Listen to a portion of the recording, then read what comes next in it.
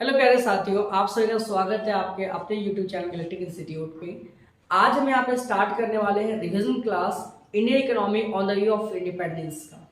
इस चैप्टर में अगर हम बात करें तो first chapter two last chapter complete revise करेंगे इस बुक को पूरे। इस बुक में पढ़ना क्या है, हम यहाँ पे बात करने वाले इस बुक के अंदर कि ब्रिटेन गवर्नमेंट जब हमारे यहाँ पे आई थी किस तरीके से उन्होंने इकोनॉमी को एक्सप्लॉइट किया और किस तरीके से हम अगर बात करें यहाँ पे इंडिपेंडेंट हो गए, किस तरीके हमने अपनी इकोनॉमी को वहां पे संभाला। तो ये सारी चीजें हम इस बुक के अंदर कवर करने वाले हैं। चलिए शुरू करते हैं। जैसा कि आप देख रहे हैं यहाँ पे, अगर मैं बात करूं यहाँ पे आज हम कौन कौन से टॉपिक्स को कवर करने वाले हैं, तो यहाँ पे आपका आएगा सबसे पहले हम बात करेंगे यहाँ पे इंट्रोडक्शन पार्ट को कवर करेंगे। दूसरा, इकोनॉमी का डेवलपमेंट लेवल हमारा बहुत ज्यादा डाउन था, उसकी बात करेंगे। थर्ड, कॉलोनियल रूल क्या होता है और एग्रीकल्चर सेक्टर। ये चार टॉपिक्स को हम यहाँ पे आज करने वाले हैं कवर। इसके बाद बात करेंगे इंडस्ट्री सेक्टर पे, फॉरेन ट्रेड पे, अगेन डेमोग्राफिकल ऑक्यूपेशनल स्ट्रक्चर, इंफ्रास्ट्रक्चर और फिर पॉजिटिव कॉन्ट्रीब्यूशंस। ऐसे करके हम पूरे चैप्टर को यहाँ पे रिवाइज करेंगे। अगर मैं बात करूं यहाँ पे आगे, तो इसमें हम बात करने वाले हैं इंट्रोडक्शन पार्ट की बात करेंगे यहाँ पे। अगर आप इकोनॉमी की बात कर रहे हैं, इकोनॉमी की करंट सिचुएशन की बात कर रहे हैं, इकोनॉमी के अगर फ्यूचर की बात कर रहे हैं, तो इसके लिए आपको सबसे पहले इसके पास्ट का पता होना जरूरी है। जब तक आपको इकोनॉमी के पास्ट का पता नहीं होगा, आप फ्यूचर और प्रेजेंट की बात कैसे कर सकते हैं। हम बात करने वाले यहाँ पे आज कि ब्रिटेन गवर्नमेंट का ओरिजिन हमारे यहाँ पे कब हुआ एक तरीके से। अगर मैं बात करूं यहाँ पे ब्रिटिश गवर्नमेंट का हमारे पे ओरिजिन कब हुआ, तो बैटल ऑफ प्लासी जब हमारे यहाँ पे 1757 में हुआ था, उसके बाद से हमारे यहाँ पे ब्रिटेन गवर्नमेंट का एक तरीके से यहाँ पे आना शुरू हो गया। ऐसे तो अगर बात की जाए तो 1608 अगर बात की जाए यहाँ पे, उस समय ब्रिटेन गवर्नमेंट हमारे पे आ चुकी थी सूरत के अंदर। बट हम वैसे ज्यादा बात करते हैं बैटल ऑफ प्लासी के बाद बात करते हैं यहाँ पे 1757 में। तो पेपर में एमसीक्यू क्वेश्चन आपका आता है कि ब्रिटेन गवर्नमेंट का ओरिजिन कब हुआ था। 1757। अब इसके बारे में मैं बात करूं आपसे आगे थोड़ा सा यहाँ पे, तो ब्रिटेन गवर्नमेंट जब हमारी इकोनॉमी में आई थी तो इनके आने का मेन पर्पस क्या था, आपको क्या लगता है? इकोनॉमी को उन्होंने हमारी इकोनॉमी को डेवलप करने के लिए हमारे यहाँ पे आई थी? नहीं। ब्रिटेन गवर्नमेंट जो हमारे यहाँ पे आई थी तो उनका आने का पर्पस क्या था कि हमारी इकोनॉमी को as a feeder economy use करना, अपनी इकोनॉमी को डेवलप करने के लिए। ब्रिटेन गवर्नमेंट जब हमारे यहाँ पे आई थी तो उनका आने का पर्पस क्या था कि as a feeder economy use करना इंडिया को, ताकि वो अपनी इकोनॉमी को यहाँ पे डेवलप कर सके। सबसे पहली बात, the main purpose of British rule in India was to use Indian economy as a feeder economy for the development of British economy. British colonial rule tempered the Indian economy very badly। अगर मैं बात करूं यहाँ पे कि Britain government जब India में आई थी तो बहुत ही बुरी तरीके से हमारी इकोनॉमी का काफी ज्यादा एक्सप्लॉयटेशन किया, शोषण किया था एक तरीके से।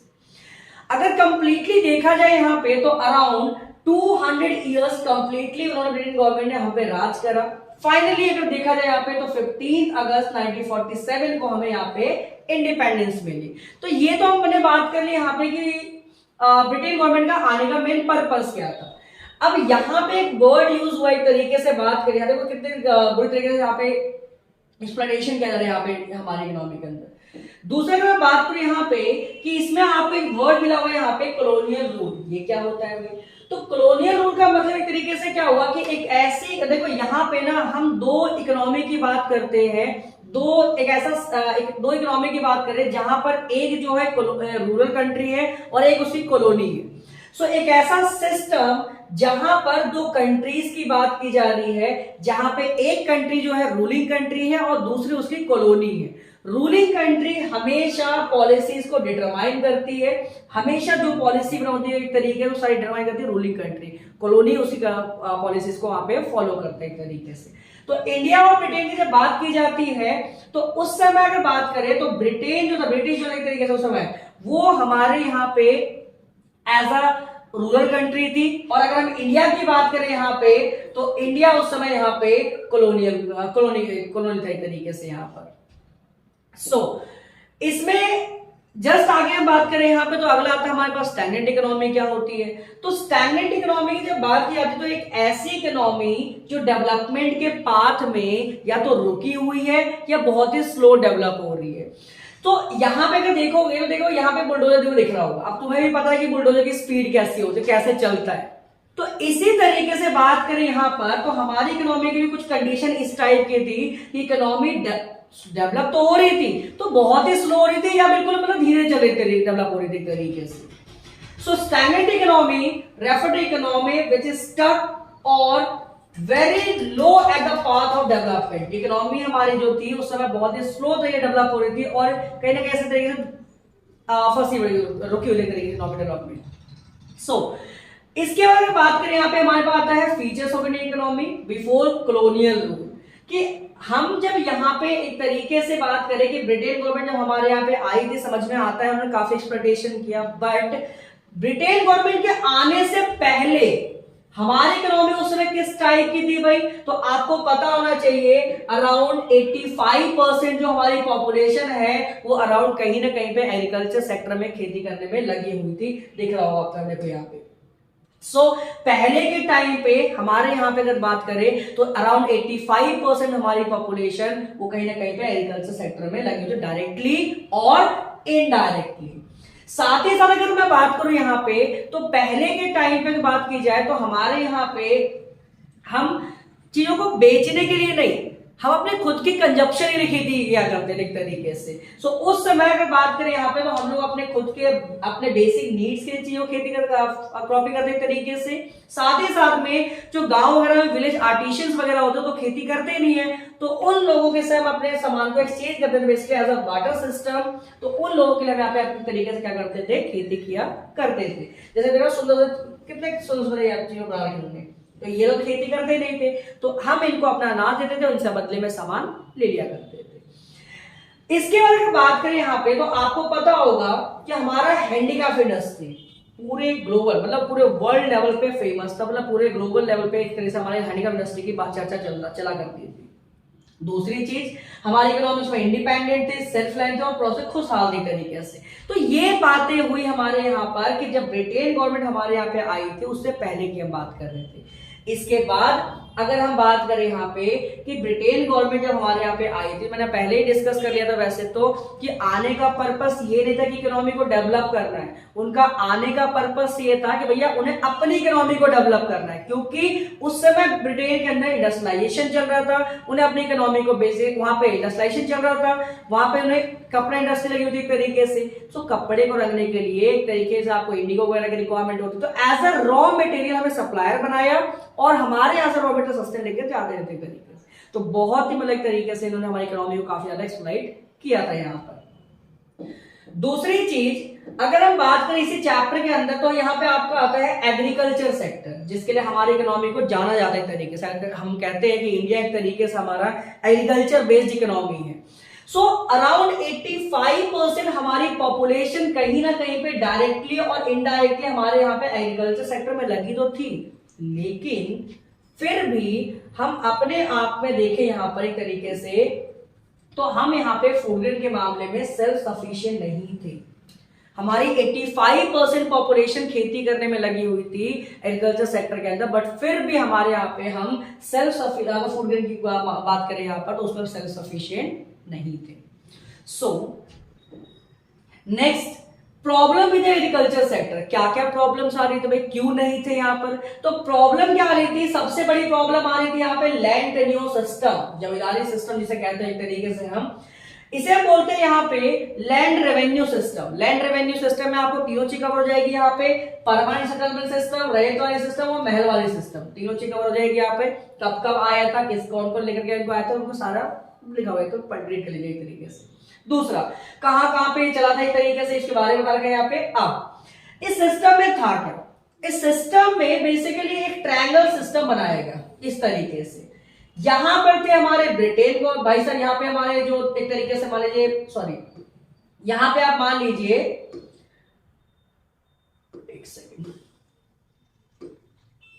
यहां पे मान लीजिए हमारे फार्मर जो खेती कर रहे हैं एक तरीके से, ये भाई साहब हमारे हो गए ब्रिटेन गवर्नमेंट मान लीजिए एक तरीके से यहाँ पे, और ये हमारे हुए एक तरीके से जमींदार भाई साहब। तो यहां पे गवर्नमेंट ने क्या करा, एक ट्रायंगल सिस्टम बनाया जहां पर इन फार्मर से उनका एक तरीके से जो ऑनरशिप राइट था जमीन का वो छीन करके वो दे दिया गया जमींदारों को।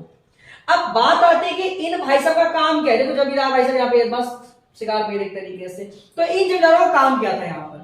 इन जमींदारों का काम ये था कि भैया इनको इनसे जो खेती कर रहे हैं लोगों से लगान वसूलना और वो लगान जा करके जमा करवाना किसके पास? ब्रिटेन गवर्नमेंट के पास।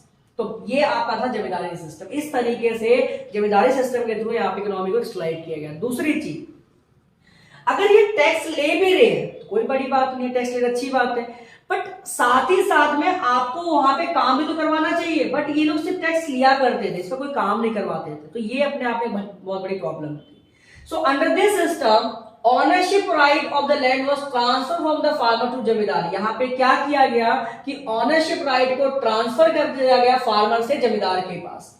जमींदार was the nominal head of the land who collect the revenue from the farmers। जमींदार को यहाँ पे नॉमिनल हेड बनाया गया जिसका काम क्या था कि फार्मर के पास जा करके वो भैया जो टैक्स का ऊपर पैसा है वो लाना और जाके जमींदार को जब फार्मर से लाना और जाकर के जमा करवा देना जाके ब्रिटेन गवर्नमेंट के पास।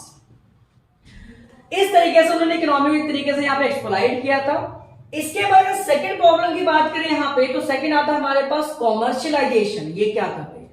कमर्शलाइजेशन का मतलब क्या होता है? देखो आपको पता होगा कि पहले के टाइम पे हमारी इकोनॉमी में जब 85% पॉपुलेशन फार्मिंग में लगी हुई थी, तो उस टाइम पे ना हम सिर्फ अपने खुद के खाने के फसलों उगाया करते थे, कैश क्रॉप नहीं क्या करते थे। कैश क्रॉप क्या होता है? जिसे इजिली कैश में कन्वर्ट कर सके, लाइक इंडिगो, जूट, कॉटन। आपने नहीं देखा मुझे पता है।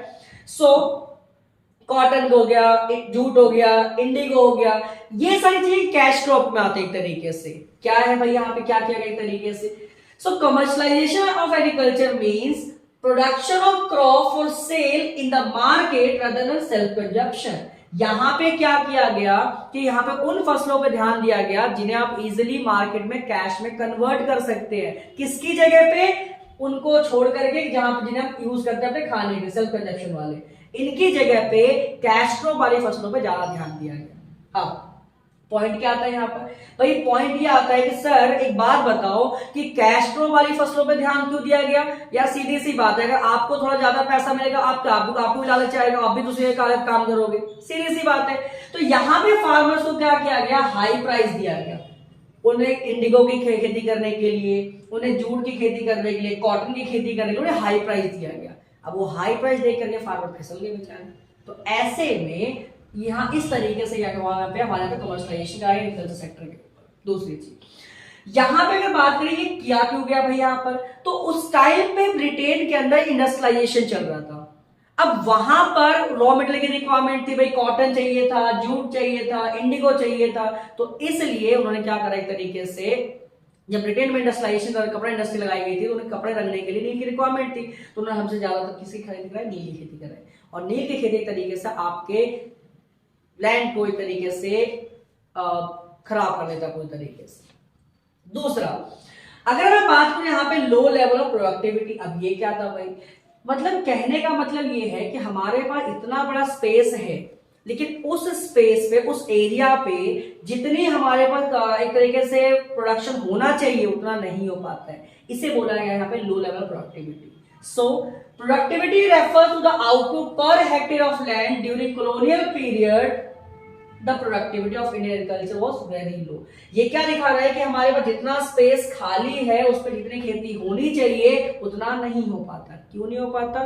वही वाली बात है, पुरानी बात है कि भैया हम तो कहते हैं कि हम तो पुराने लोग हैं, पुराने तरीकों से खेती करेंगे। जब आप पुराने तरीकों से खेती करो तो कैसे फसलें हो जाएगी भाई? दूसरी चीज, और भी बहुत सारे बेसिक से रीजन थे, जैसे कि आपके पास इरिगेशन फैसिलिटी प्रॉपर अवेलेबल नहीं था। दूसरा अगर मैं बात करूं टेक्नोलॉजी की बात कर लीजिए, हम पुराने टेक्नोलॉजी के साथ खेती का फार्मिंग कर रहे थे। साथ ही साथ में फर्टिलाइजर का यूज हम करते ही नहीं थे, तो भैया मैं अपने खेतों को कष्ट नहीं पहुंचाना एक तरीके से। तो ये बेसिक सी प्रॉब्लम थी यहाँ पर। इसके अलावा last, high degree of uncertainty. अब ये क्या है? इसमें अगर मैं बात करूं एक तरीके से, तो हमारे यहाँ पे कहीं ना कहीं पे ना हम कंप्लीटली हमारी इकोनॉमी करीब बारिश पर डिपेंड करती है। इरिगेशन फैसिलिटी तो है नहीं हमारे पास, तो हमारे यहाँ पे हम कंप्लीटली बारिश पर डिपेंड करते हैं। अब देखो यहाँ पे ये भाई ये ताऊ जी को लगे पड़े हैं यहाँ पे, देख रहे भैया आ जाइए, एक दो बूंदों बरस जाए अपने और पर, कोई बात नहीं आ जाएगा। तो यहाँ पे क्या है कि हम कंप्लीटली डिपेंड है बारिश के ऊपर। अगर बारिश होगी तो हमारी इकोनॉमी में फसलें हो जाएगी, और नहीं होगी तो भैया इस तरह से सूखा पड़ जाएगा फिर। तो ये बताया गया एक तरीके से हमारी इकोनॉमी के अंदर, ये हमारे एग्रीकल्चर सेक्टर के अंदर प्रॉब्लम्स कितनी सारी। इसके बाद अगर बात करें इंडस्ट्री सेक्टर और फॉरेन ट्रेड, तो उसमें बात करेंगे नेक्स्ट क्लास में। अगर वीडियो अच्छा लगे तो लाइक कीजिएगा, शेयर कीजिएगा, सब्सक्राइब कीजिए।